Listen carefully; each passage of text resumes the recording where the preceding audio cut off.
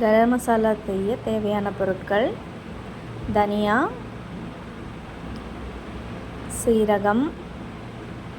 சீரகம் எல்லாமே நம்ம வறுத்து எடுத்துக்க போகிறோங்க. அளவுகள் எல்லாமே உங்களுக்கு தேவைன்னா நான் டிஸ்கிரிப்ஷனில் கொடுக்குறேன். சீரகம் நல்லா வறுக்கணும், வறுத்து எடுத்து வச்சுக்கணும். அடுத்தது மிளகு நல்லா பொரியணுங்க. பொரியிற அளவுக்கு வறுத்தா தான் அதனோட டேஸ்ட் நல்லாயிருக்கும். அடுத்தது கசகசாவை லைட்டாக ஹீட்டில் இது பண்ணி லைட் பொரியிற ஸ்டேஜில் நம்ம இது பண்ணிட்டாலே போதும். கசகசாவை ரொம்ப கருக்கிடக்கூடாது. அடுத்தது பட்டையும் பார்த்திங்கன்னா நல்லா நம்ம உடச்சி சேர்த்து வறுத்து எடுக்கும்போது நல்ல ஒரு அரைக்கிற பதத்துக்கு நல்லா ஈஸியாக இருக்கும். பட்டை ரொம்ப தடிமனாக இருந்துச்சுன்னா அதெல்லாம் கொஞ்சம் உடச்சி போட்டுக்கணும். நம்ம மிக்ஸி பிளேடுக்கும் அது சேஃப்டி.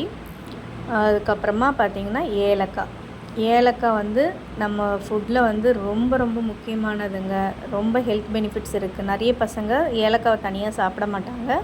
நம்ம ஏலக்காவை பவுடராக சேர்த்துக்கும்போது அதில் இருக்க ஹெல்த் பெனிஃபிட் நமக்கு கிடைக்கும்.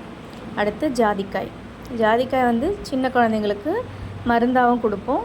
இதை நம்ம இதில் சேர்க்கும்போது நல்ல ஃப்ளேவர் கொடுப்போங்க. இப்போ எல்லாம் வறுத்து எடுத்து அளந்து எடுத்த மசாலாக்களை நம்ம மிக்சிலே கொடுத்து அரைக்க போகிறோம். நம்ம குவான்டிட்டி கம்மியாக பண்ணும்போது வெளியில் கொடுத்து அரைக்க முடியல. அதனால் என்ன பண்ணுறோம், இந்த பட்டை, ஏலக்காய் இதெல்லாம் நம்ம கொஞ்சம் உரலில் இடித்து அதுக்கப்புறம் மிக்சியில் சேர்த்து அரைக்கும்போது நமக்கு மிக்சியும் லைஃப் வரும். அதே போல் மசாலாவுக்கும் பார்த்திங்கன்னா நல்லா ஃப்ளேவர் கொடுப்போங்க. ஏலக்காயெலாம் இது போல் அடித்து போடும்போது திப்பியாக நிற்காமல் நல்ல ஃபைன் பவுடராக நமக்கு கிடைக்கும். நம்ம மிக்சியில் 2-3 இதுவாக பேட்சாக போட்டு அரைச்சி எடுத்துக்கணுங்க. இந்த அளவுக்கு நைஸ் நமக்கு கொரகொரப்பும் இருந்தாக்கா போதும். நம்ம மசாலா ரெடி. இந்த மசாலா வெஜ்ஜு நான்வெஜ் ரெண்டுத்துக்குமே நீங்கள் சேர்த்துக்கலாங்க. நல்ல ஒரு டேஸ்ட்டும் நல்ல காரசாரமான கரம் மசாலா ரெடிங்க.